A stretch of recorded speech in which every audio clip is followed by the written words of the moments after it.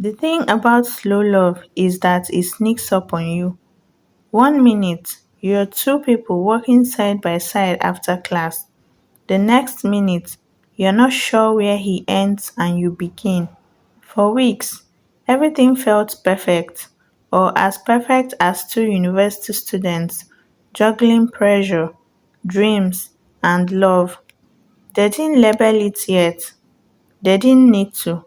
He was hers, she was his.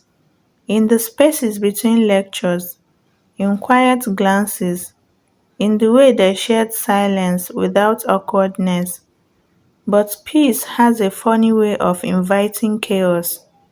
It started with a call from home. Shewa was in the reading room when her mother's name flashed across her phone screen.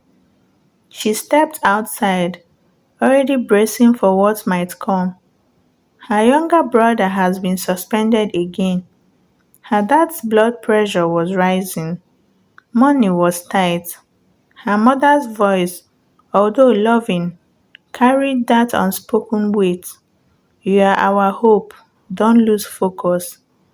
After the call, Shewa stood there, back against the wall, fists clenched at her sides.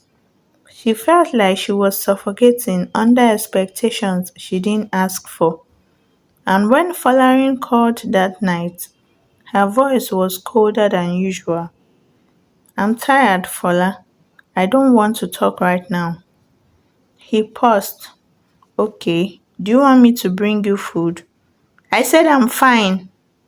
She hung up before he could even respond. The next few days were strange. Not distant, but not the same.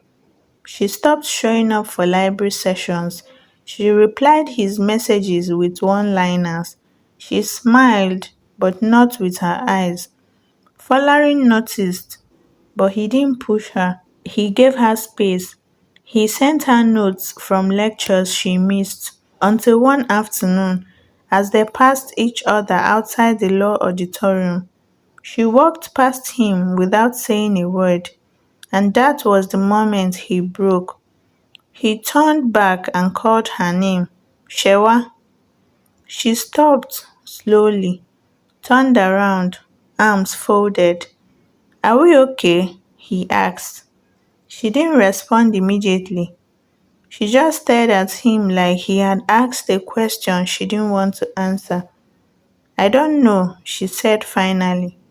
He took a deep breath. Please talk to me. And she did. She told him everything: the pressure from her family, the constant burden, how she sometimes felt guilty for even enjoying his presence, like happiness was a distraction from her responsibility to her family. I can't afford to fail, Fola, she said, eyes glistening with tears. Not with everything on my shoulders. And you think being with me means you will fail? Fola asked. No, but I think I'm starting to need you and that scares me a lot, she replied. Silence stretched between them. Folarin stepped closer, his voice soft. I never asked you to need me. I just wanted to be here with you, even if it's quiet, even if it's inconvenient. I don't care about perfect, Shewa. I care about real. Tears rolled down her cheeks before she could stop them. I'm not used to being soft with people, she whispered. I don't know how to let someone carry me, Fola. He reached out to her, gently brushing her cheeks with his thumb. Then let me teach you. And in that moment, under the weight of everything, she leaned into his chest and let herself fall, just a little. Because love, real love, isn't just about chemistry or shared notes or silent walks under campus streetlights. It's about the one person who stays even when you try to push them away. And Folarin, he stayed. One Thursday morning, Folarin was sitting outside the student affairs block, waiting for his group presentation partners. when she saw him. Not Shawa, another girl, tall, light skinned, pretty. She walked straight up to him and sat beside him like she had done it 1,000 times before. Then she leaned in too close and laughed at something only the two of them could hear. Shawa was walking towards them, her notes in her hand, a smile ready on her lips when the scene stopped her in her tracks. From where she stood, it looked like something. She didn't walk up to them. She just turned around and left. No confrontation, no questions, just silence. That night, when Folarin texted her, "Hey, didn't see you today. Are you okay?" She didn't respond. The next day, she was cold again, guarded, like they had been strangers all along. And this time, it wasn't pressure or family or stress. It was hot, and Folarin could feel it. "What did I do?" he asked during a walk back from class. She shook her head and said nothing. "Shewa, you need to talk to me," Folarin stressed. Her voice cracked. "I saw you with that girl, the one who sat beside you outside student affairs." Folarin frowned. "Esther? She's my groupmate." "She didn't look like just a groupmate," Shewa said. He paused, took a deep breath. "You think I'm cheating on you?" "I didn't say that, but you think it." Shewa looked away, pouting. "I've never given you a reason to doubt me," he said quietly. "Ever." She wanted to argue, to stay mad, but she couldn't, because deep down she knew the truth. It wasn't about Esther. It was about fear, about how much she cared for him, about how much she stood to lose. Still, she didn't speak, and that silence built a wall between them for days, until Sunday evening. He showed up at her hostel gate, not with snacks, not with a smile, but with his heart in his hand. "I won't fight to prove I'm innocent of something I didn't do," he said, "but I'll fight for you, because I love you, Shewa. I love you, and I'm not going to let a moment we misunderstood become the reason we throw this away." She just stood there, tears silently slipping down her cheeks. "I don't know how to love like this," she whispered. "I'm scared I'll mess it up." He stepped closer.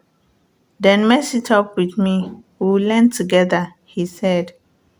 That night, they sat outside for hours, talking, apologizing, unpacking everything. No pride, no ego, just honesty and trembling hands. It was the hardest conversation they had ever had, and the most healing one, because love isn't just what you feel when things are good. It's what you choose when things get hard, when misunderstandings come, when doubt creeps in. From that day, they became different, better. They learned to ask, not assume, to speak, not bottle up emotions, to trust even when it was easier to retreat. And Shewa, she finally allowed herself to be held, not just physically, but emotionally, because for the first time in her life, she realized that being strong didn't mean doing it all alone. And Folarin, he never looked at her the same again. Now, when he looked at her, it wasn't just with admiration or affection. It was with the quiet knowing of a man who had almost lost something precious and wasn't going to risk it again. Graduation was 3 months away, and with everything that passed, the question they both avoided grew louder. What happens after this? Folarin had always wanted to leave the country, not because he hated Nigeria, but because he wanted more. He had applied for a scholarship to study tech policy abroad, quietly, months ago. Shewa, on the other hand, had just gotten a job with one of the top law firms in Lagos. Her parents were over the moon. Things were finally stabilizing for them in their family, and for the first time in years, she could breathe. But now, the air between them was shifting. Their walks became shorter, their laughs more hesitant. The hugs lingered a little longer, like they were trying to memorize each other before time ran out. The conversation came one evening, unplanned, just after a late lecture. They sat on the steps outside the lecture hall, side by side. The campus was quiet, except for the distant hum of generator noise and a few students passing by. "I got it," he said suddenly. Shewa looked at him, confused. "Got what?" "The scholarship." Her breath caught. He nodded slowly. "Full ride. In Sweden." She blinked, swallowed, tried to speak but failed. "When?" she finally managed. "In August. 2 months." She looked away. Her fingers clenched the fabric of her skirt. He was watching her again, but this time his eyes were asking for something he couldn't say. "You knew this might happen," she whispered. "I didn't think I would fall for you like this," he said, voice slow. And just like that, the silence between them grew loud again. That night, she didn't cry. She smiled, told him she was proud, that he deserved it, and that she'll be fine. But when she got back to her room, she curled up in her bed and let the tears fall quietly. Not because he was leaving, but because she finally understood what it meant to love someone without holding them back. Graduation day came like a blur of white shirts, camera flashes, and laughter wrapped in goodbyes. They took pictures, shared smiles, pretended everything was okay, until he pulled her aside, behind the old faculty building where it all began. He reached into his pocket and brought out a folded piece of paper. Inside was a photo, the very first one they had ever taken together during their first group study night. Behind it, a note in his handwriting. "Thank you for making me believe in love without fear. I'll always be right here." Tears slipped down her cheeks again, but this time she didn't hide them. "Come with me," he said quietly. She shook her head. "I can't. Not now." "I know," he nodded. "But someday." She smiled through the tears. "Someday." He kissed her, not with urgency, but with depth, with the kind of gentleness that felt like both an ending and a beginning. And when he walked away, she watched him go, with a heart that was breaking and healing all at once. Shewa sat by the window of her new office in Lagos, staring at the raindrops on the glass. Her phone buzzed. It was a message from Fola. "Guess what? I'm coming home in December. Got something I want to ask you in person." She smiled, because some love stories don't end, they evolve. And sometimes the strongest chemistry isn't the one that burns out quickly. It's the one that burns slow, steady, and stays. Just like the way he looked at her from the very beginning. Thank you for watching our stories. Do stay tuned and subscribe to our channel for more touching stories.